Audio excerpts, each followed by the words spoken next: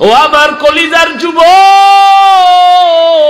কয়দিন আর যৌবনের বাহাদুরি করবি?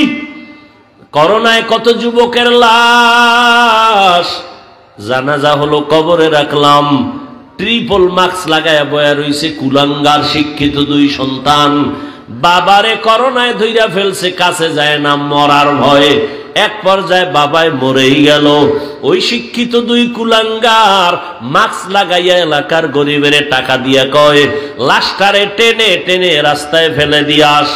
রাস্তায় ফেলে দেওয়ার পরে ওই কুলাঙ্গার দুই সন্তান দরওয়াজা জানালা লক করে দিল। এক নজর দেখলো না বাবার লাশ কুকুরে খাইলো নাকি জানাজা হলো। এই যুবকেরা, ইতিহাস ভুলবি না। ওই সময় দেখছনি এই দেশের টুপিওয়ালা উলামায়ে কেরাম শত শত করোনার লাশ কাঁধে নিলেন, গোসল করালেন, কাফন পরালেন, জানাজা পড়াইয়া কবরের মধ্যে রাখলেন। একজন হুজুরেও করোনায় মরে নাই। কেমনে বুঝাবো রে যুবক? শুরুতেই বলেছি, উলামায়ে কেরাম ছাড়া কেউ তোদের আপন না। তুই যাকে আপন মনে করো, আমি বলি এ তোর ধান্দাবাজার চান্দাবাজ। স্বার্থে যদি আঘাত লাগে তোর দল থেকে নাম কাটবে না, কল্লা কেটে ফেলবে। ওরে আল্লাহর গোলাম, উলামায়ে কেরাম এই জাতিকে নিয়ে যেই ভাবনাটা ভাবে, এই ভাবনা কেউ ভাবে না। সবাই ভাবে নিজের চেয়ার, নিজের ক্ষমতা, নিজের দল। আর উলামায়ে কেরাম নিজের নিয়ে ভাবে না। ইমামতি থাকলে থাকলো, না থাকলে নাই, বয়ান হলে হলো, না হলে নাই, কিন্তু জাতিরে জুলুমের শিকার হতে দেওয়া যাবে না। এই জন্য মাজায় গামছা বাইদা রাস্তায় নেমেছেন। নামার পরে সফলতা আনার পরেও কোনো হুজুর কয় নাই আমারই উপদেশটা বানাও।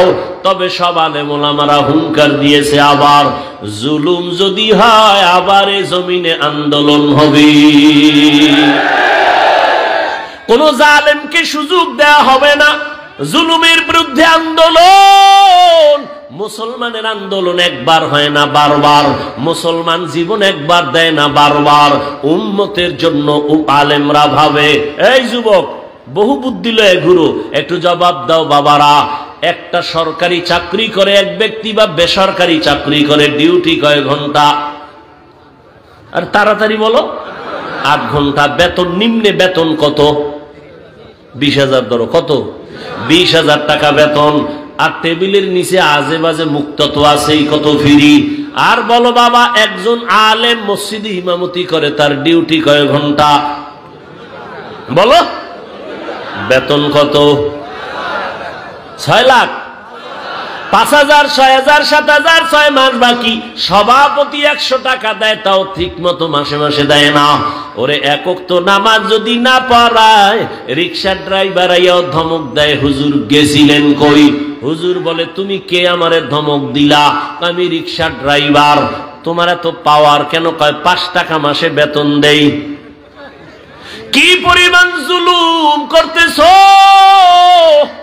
অথচ তোমার যেই সরকারের টাকা নিয়ে চলো, যেই কোম্পানির মালিকের চাকরি করে টাকা নিয়ে সংসার চালাও, ওই কোম্পানির বিরুদ্ধে আবার মানববন্ধন করো, সরকারের বিরুদ্ধে মানববন্ধন করো, বেতনের স্কেল বাড়াও, না হয় গদির মধ্যে লাল বাতি জ্বালায় দিব। আর একজন ইমাম 5-7 হাজার টাকা বেতন পাইয়াও 6 মাসেও বাকি পায় না। কোনদিন বলে নাই বেতন বাড়াও, কোনদিন বলে নাই আমার বেতন বাকি কেন। বরং যত মানুষ গালি দেয়, আল্লাহর বান্দা কলিজা বইরা দোয়া করে, ও দয়ার মালিক, এলাকায় শান্তি দাও, এলাকার রোগীদের সুস্থ বানায় দাও, কবরওয়ালাদের জান্নাত দাও, ব্যবসায়ী চাকরিজীবীদের কামাই রুজিতে বরকত দাও।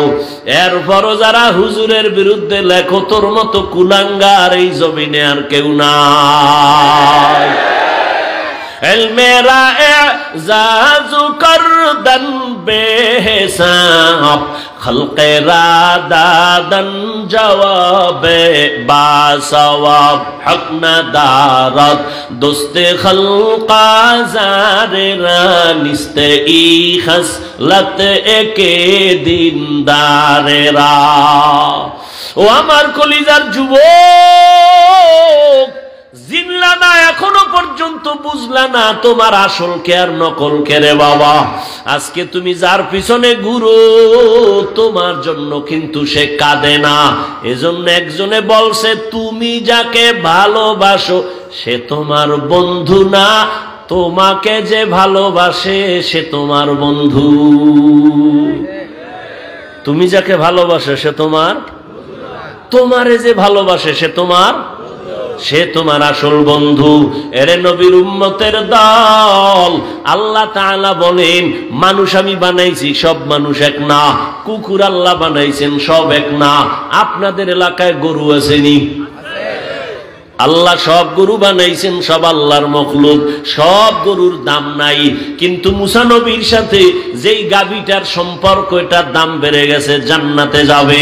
পিপিলিকা আছে না নাই? সব পিপিলিকা আল্লাহর বানানো মখলুক, সব পিপিলিকার দাম নাই। সুলাইমান নবীর সাথে যেই পিপিলিকার সম্পর্ক, ওই পিপিলিকা আল্লাহর জান্নাতে যাবে।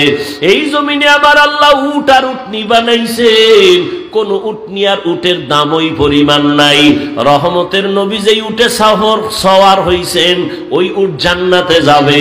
ওরে আল্লাহর বান্দা, সালেহ আলাইহিস সালামের পাহাড় থেকে বেরিয়ে আসা উটনি আল্লাহর জান্নাতে যাবে।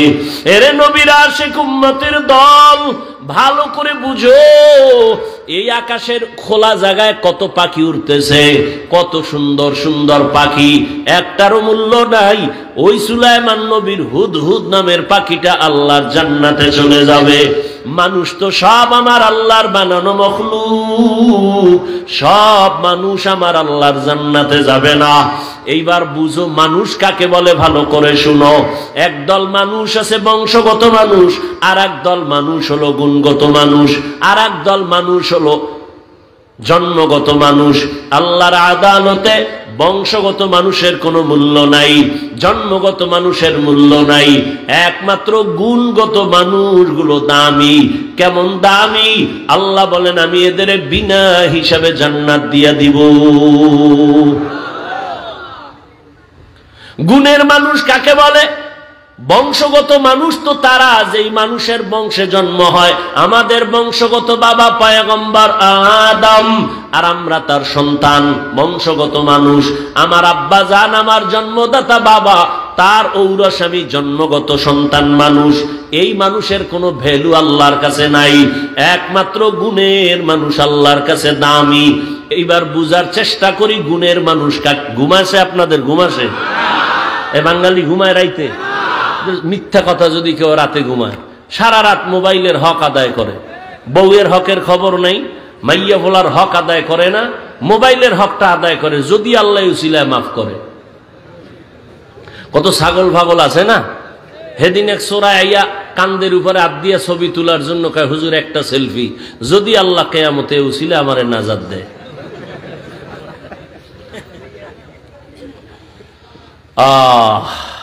তুমি এখান থেকে বের হওয়া মাত্রই চোখের গুনাহ, হাতের গুনাহ শুরু হয়ে যাবে, জবানের গুনাহ শুরু হবে। এখানে তুমি রহমতের প্যাকেটে আছো, কোনো গুনাহ হবে না ইনশাআল্লাহ। গুণের মানুষ কাকে বলে বুঝো? যেই জিনিস বানানেওয়ালা কোনো কাজের জন্য বানায় না, আকামের জন্য বানায়। মনে করেন এই মাইকওয়ালা মাইক বানাইছে একটা কাজের জন্য, বাতিওয়ালা বাতি বানাইছে কাজের জন্য। মনে রাখবেন এটা একটা মূলনীতি, উসুল। যেই বস্তুটা যেই কাজের জন্য বানায়, ওই বস্তুর জন্য ওই কাজ হলো গুণ। ওই কাজটা কি? ধরেন এই মাইক আমার সামনে, ওর কাম কি? আমার কথাটাকে টেনে মেশিন থেকে, ইউনিট থেকে বের করে হরন দিয়ে দূরে সরাবে। এক কথায় সংক্ষেপ জবাব কি? মাইকওয়ালা মাইক ইঞ্জিনিয়ার যে বানাইছে আওয়াজ দেওয়ার জন্য। কোন কাজের জন্য বলেন? তাহলে মাইকের গুণ কি? আওয়াজ দেওয়া। বাতিওয়ালা বাতি বানাইছে কেন? আলো দেওয়ার জন্য। বাতির গুণ আলো দেওয়া। পাখাওয়ালা পাখা বানাইছে কেন? বাতাস দেওয়ার জন্য। পাখার গুণ হলো বাতাস দেওয়া। ভালো করে বুঝো, মাইকের গুণ আওয়াজ দেওয়া, বাতির গুণ আলো দেওয়া। মাইক যদি আওয়াজ না দেয় সবাই বলবে এটারে লাথি মেরে ফেলে দাও, এটা গুণের মাইক না। বাতি যদি আলো না দেয় বলবে ভেঙ্গে ফেল, এটা গুণের বাতি না। যেই জিনিসটা যেই কাজের জন্য বানায় ওই কাজ হলো ওই জিনিসের গুণ। মাইকের গুণ আওয়াজ দেওয়া, বাতির গুণ হলো আলো দেওয়া, পাখার গুণ হলো বাতাস দেওয়া। মাইক যদি আওয়াজ না দেয় বলবে ভেঙ্গে ফেলো, গুণের মাইক না। বাতি যদি আলো না দেয় ভেঙ্গে ফেলো, এটা গুণের বাতি না। এবার জবাব দাও বাবারা, মানুষ আল্লাহ বানাইছেন কেন? তোমার কথা কেন?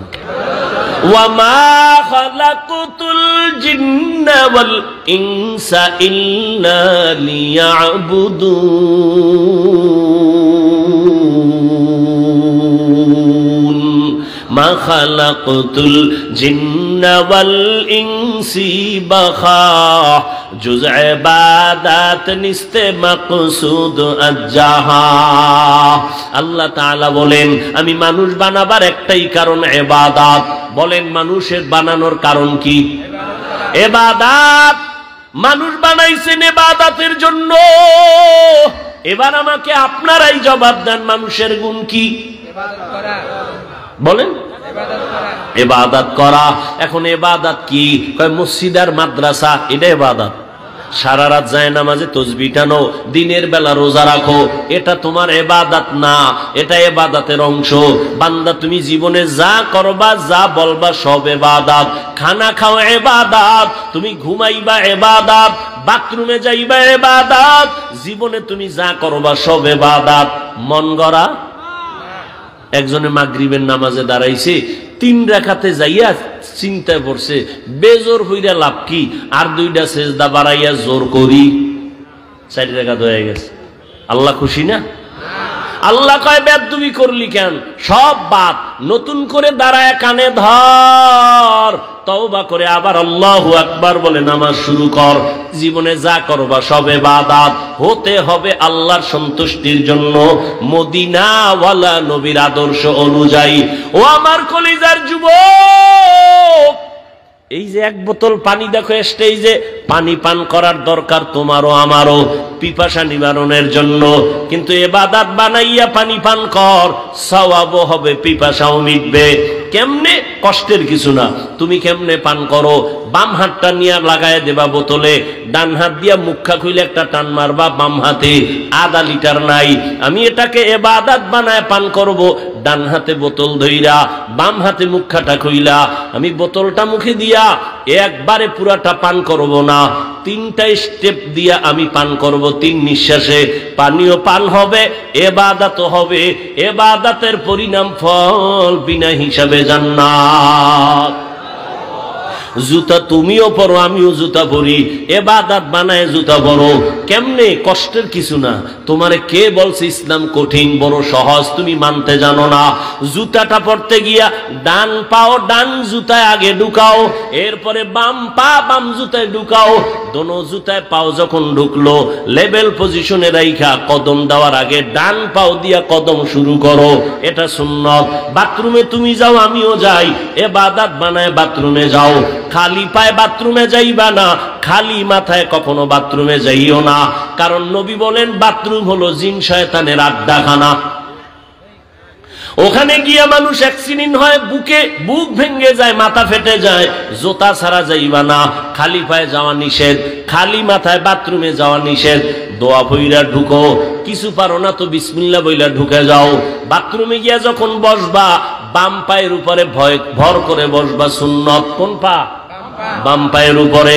হাঁটুর উপরে কাপড় উঠাবা না, এটা নবীর সুন্নত। বাথরুম কমপ্লিট করে বের হয়ে আলহামদুলিল্লাহ বলো, বাম পা দিয়া ঢুকবা, ডান পা দিয়া বের হইবা।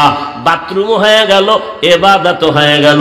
এখান থেকে মোনাজাতের পরে আমার বাবারা সবাই বাড়ি যাবেন, যাইয়া অনেকে ফ্রেশ হবেন। ফ্রেশ কি হবেন? ফ্রেশ হইতে গিয়ে গোসল করবেন, হাত ধুইবেন, চেহারা ধুইবেন, পা ধুইবেন, আমি বান্দাও বাসায় যেয়ে ফ্রেশ হব। তবে আপনার ফ্রেশটায় কোনো সওয়াব নাই, আমি সওয়াব বানাইয়া তারপরে ফ্রেশ হব। আমিও হাত ধুবো, আমিও চেহারা ধুইব, আমিও পাও ধুইব, তবে আমার ধোয়াটা অজুর কায়দায় হয়ে যাবে। আমি অজু কইরা গেলাম, এই কনি পর্যন্ত ধুইলাম, চেহারা পুরাটা ধুইলাম, পা ধুইলাম, ইবাদত হলো আমার ফ্রেশ হওয়াও হয়ে গেল। আর এই অজু অবস্থায় ঘুমাও, আল্লাহ জান্নাতের দরজা খুলে দিবেন। খানা খানা আপনারাও, আমরাও তো খানা খাই, কিন্তু বাবা ইবাদত বানায় খানা খাও। নিচু জায়গায় বসো, দস্তারখান বিছায় বসো, দোনো হাতের কবজা পর্যন্ত ধুইয়া তারপরে খানা খাও। যেই প্লেটে ভাত নিবা ওই প্লেটে হাত ধুইবা না, অন্য জায়গায় হাত ধুইয়া বসো। এরপরে খানার প্লেটের ডান দিক দিয়া শুরু করো, লবণ নাও বাম হাতে। কি বাম হাতে লবণ? সোরা কিছু ভদ্র দেখায়, আমি ভদ্র, কারণ বাম হাত দিয়ে লইলে একটু বাথরুমের ফেলেবার আছে তো মজা হয়। নিকৃষ্ট মূর্খ, বাম হাতে লবণ লয়, ময়লা লাগবে। তো বাথরুমের ময়লা এটা কেমন হইল? মনে করে বুদ্ধিজীবী, বুদ্ধির বও নাই। আচ্ছা, তার সেরা পৃথিবীতে শ্রেষ্ঠ বুদ্ধিজীবী কোরআনওয়ালারা, কারণ সব থেকে বড় বুদ্ধির গাইডের নাম কোরআন। আর এটা যার সিনে আছে সে হলো শ্রেষ্ঠ বুদ্ধিজীবী। ভাইরা আমার, এই জন্য কেউ কান্দে, কেউ কান্দে, কান্দতেছে, কেউ খবর নাই। হুজুরদের কোনো টেনশনই নেই, আছে আগেও যেমন, এখনো তেমন, ভবিষ্যতেও তেমন। কারণ আমরা মানুষের গোলাম না, আমরা একমাত্র আমার আল্লাহর গোলাম। কার গোলাম? আল্লাহ। আর তোমরা আমাকে অনেকের গোলাম বলো না, তুমি কার গোলাম? হ্যাঁ বেটা, আহমদ শফি হাটহাজারী শাইখুল ইসলাম রহমতুল্লাহ আলাইহি আওয়ামী লীগের কাছে গেছে, কেউ বিএনপির কাছে গেছে। যাওয়াটা তুমি দালাল মনে করো কেন? ওলামায়ে কেরাম যদি যায় তার রং ঠিক রেখে ইসলামের স্বার্থে যায়।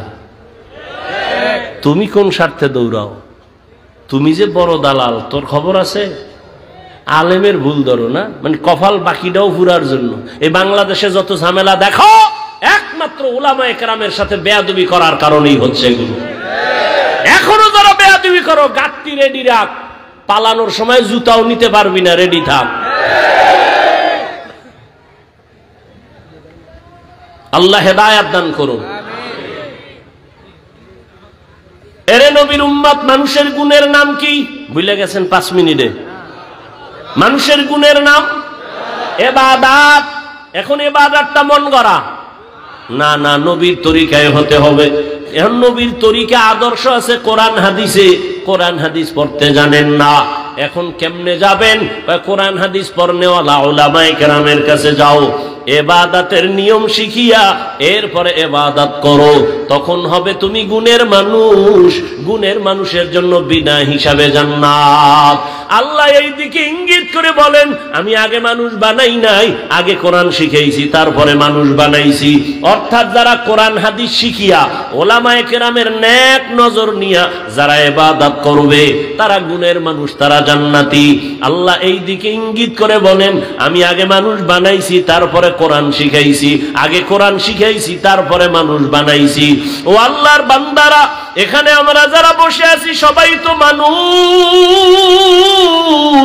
তবে গুণের মানুষ হতে পারলাম কিনা বড় ভয়। ওরে গুণের মানুষ তো হতে পারি নাই, যে কারণে এত বয়ান, এত বয়ান, এত বয়ানের পরও চোখে পানি আসে না, নামাজ পড়ি না, পর্দা করি না। ও যুবক, এখানে যারা বসে আছো যুবক বাবারা, তুমিও মুসলমান, আমিও মুসলমান। তোমার আমার আল্লাহ এক না দুই? তোমার আমার নবী, তোমার আমার কাবা, তোমার আমার ধর্ম, তোমার আমার ইসলাম, তোমার আমার কালেমা। ভালো করে বুঝো রে বাবা, পশুকে আল্লাহ ভালো মন্দ যাচাই করার জ্ঞান দান করেন নাই, মানুষকে দিয়েছেন।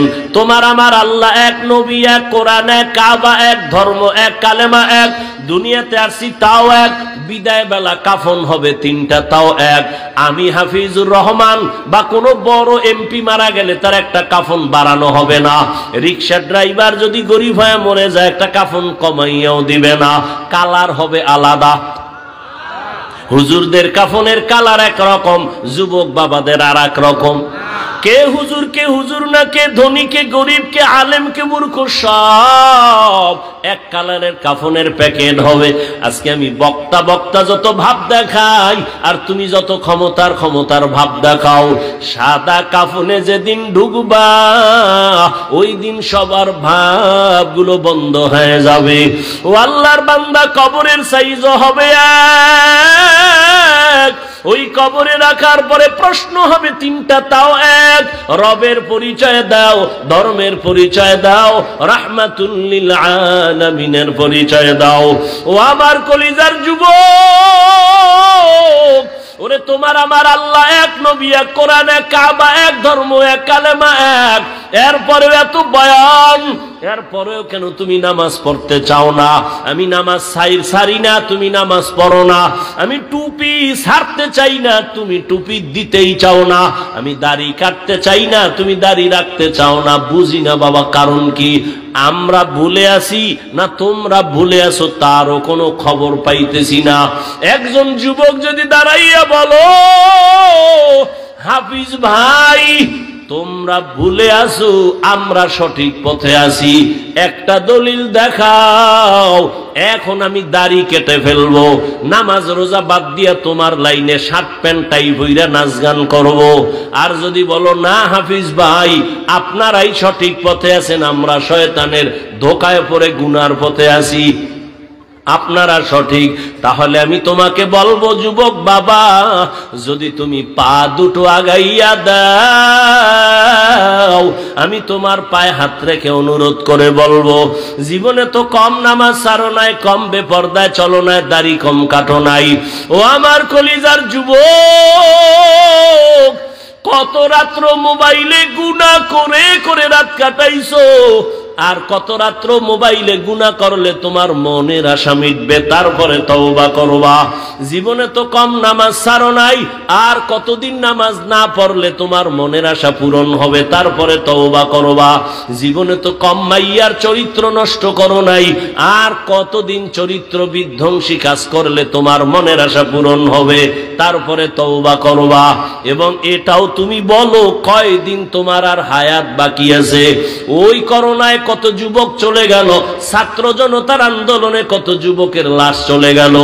এমন একটা দিন নাই গাড়ির নিচে পানির নিচে যুবকের লাশ নাই, ঘুমের ঘরে যুবকের লাশ। কয়দিন আর বাঁচবারে বাবা? আমি তোমাকে এতক্ষণ যত বয়ান শুনাইছি একবারও বলি নাই আমি হাফিজুর রহমান, পাঁচকল্লি মাথায় দিছি, তোমরা যদি না দাও কপাল পুরবে, একবারও বলি নাই।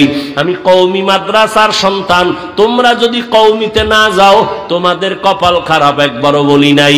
আমি তাবলীগের লাইনের সন্তান, আমি পীরের মুরিদ, ওই লাইনে যদি তুমি না যাও কপাল খারাপ, একবারও বলি নাই। কি বলি এবার শোনো। ও আমার কলিজার যুবক, তুমি স্কুলে পড়ো, কলেজে পড়ো, চাকরি করো, ব্যবসা করো, আলহামদুলিল্লাহ আলহামদুলিল্লাহ আলহামদুলিল্লাহ।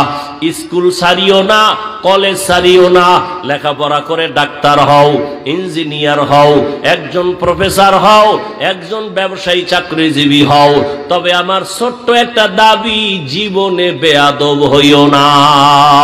তোমার ব্যবহারে কখনো যেন মা বাবা কখনো কষ্ট না পায়, তোমার আচরণে কোনো দিন যেন শিক্ষকেরা কষ্ট না পায়, তোমার ব্যবহারে কখনো যেন উলামায়ে কেরাম কষ্ট না পায়। কারণ মা বাবায় যদি কষ্ট পায়, বরদোয়া চলে আসলে তোমার জীবন পঙ্গু হয়ে যাবে। শিক্ষকের বরদোয়া যদি নিয়েই ফালাও, লেখাপড়ার জগৎ থেকে হারায় যাওয়া। আলেমের বরদোয়া যদি কপালে লেগে যায় কষ্ট দেওয়ার কারণে, জীবনের চরিত্র আর আদর্শ খুঁজে পাইবা না রে বাবা। এইবার একটু বাস্তবে দেখো, তোমার মতো যুবক জীবনে কোনোদিন মাদ্রাসায় যায় নাই, আলিফ বাতাও শিখে নাই। দেখো স্কুল কলেজে পড়িয়াও নামাজ পড়ে আসেনি, আর কোনো ওয়াজের দরকার নাই। তোমার জীবনের এই শেষ ওয়াজ, বাসায় যাইয়া একা একা ভাববা, আর কোনো ওয়াজ দরকার নেই, শুধু এই পয়েন্ট, আমার মতো যুবক স্কুল কলেজে পড়িয়া যদি নামাজ পড়ে আমি পারি না কেন? ও যুবক বাবারা, তোমার মতো যুবক রাস্তায় গাড়ি চালায় নামাজ ছাড়ে না, তুমি কেন পারো না? তোমার মতো যুবক doctor, professor, engineer, OC, DC SP, RAB, army, police, BDR এর চাকরি করে, নামাজ ছাড়ে না, বলো তুমি কেন পারবা না রে বাবা? তোমার কপালে কার অভিশাপ লাগলো? এখনো কেন তওবার দরজায় তুমি ফিরবা না? মনেরে বুঝাইয়া এখনো সময় আছে, তওবা করে নাও। জীবন চলিয়া গেল আর নামাজ ছাড়বা না, দাড়ি কাটবা না, বেপরদায় চলবা না, মা বাবারে কষ্ট দিবা না, শিক্ষকের কষ্ট দিয়া বরদোয়া নিবা না, উলামায়ে কেরামের দোয়া নিয়া, পরামর্শ নিয়া নবীর তরিকা মেনে চলবা। ও পর্দার আড়ালের আম্মা জানেরা, বোনেরা, আপনাদের সন্তানদের যত বয়ান শুনাইলাম, আপনারা দোয়া না করলে, চেষ্টা না করলে সম্ভব হবে না। এরে আম্মা জান, আপনাদের মতো কত মা এই অঞ্চলে আছে, এখনো আছে, পর্দা করে হালাল ভাবে চলে, মোবাইলে সময় নষ্ট করে না, স্বামীর মাল খেয়ানত করে না, সন্তানগুলো আদর্শওয়ালা বানানোর, গুণের মানুষ বানানোর চেষ্টা করে। এরে আম্মা জানেরা, আপনাদের এত সম্মান, আপনারা কি পারেন না একটা ভালো সন্তানের মা হবেন? সন্তানটাকে ডাক্তার বানাবেন, ইঞ্জিনিয়ার বানাবেন, প্রফেসর বানাবেন, বেয়াদব বানাবেন না। আপনার সন্তান যেন কখনো মা বাবার সাথে বেয়াদবি না করে, শিক্ষকের সাথে বেয়াদবিমূলক আচরণ না করে, উলামায়ে কেরামের পরামর্শ নিয়া নবীজির তরিকা মেনে যেন চলে। ও আমার যুবক বাবারা, ও পর্দার আড়ালের মা বোনেরা, এখনো সময় আছে, তওবা করে নেন। কোন দিন মরণ হবে জানা নাই। ঘুমের ঘরেও যদি আজরাইল আসিয়া পড়ে, ও যুবক বাবা, ঘুমের মধ্যেই তোমার মরণ হয়ে যাবে। হেদায়াতের মালিক আমার আল্লাহ। মানুষ হইছে কিন্তু গুণের মানুষ হইতে পারি নাই। এখনো সময় আছে, ইবাদত করিয়া উলামায়ে কেরামের পরামর্শ নিয়া রেডি হও। মনে মনে পিছনের গুনাহ থেকে তওবা করো, আল্লাহকে বলো, হেদায়ার মালিক, জীবনে গুনাহ তো কম করি নাই, আজকে থেকে তওবা করে নিলাম, নামাজ ছাড়বো না, বেপরদায় চলবো না, মা বাবারে কষ্ট দিব না, উলামায়ে কেরাম মুরব্বিদের দোয়া নিয়ে নবীর তরিকা মেনে চলবো। তওবা করার মতো যদি অন্তর তৈরি হয়, মুনাফিকি না থাকে, খাঁটি তওবার নিয়ত যাদের আছে, দুটো হাত আমার আল্লাহকে দেখাইয়া দাও। আল্লাহ হাতগুলো কবুল করে নেন, তওবা কবুল করে নেন, তওবার উপরে মজবুত হইয়া চলার তৌফিক দান করেন। আমি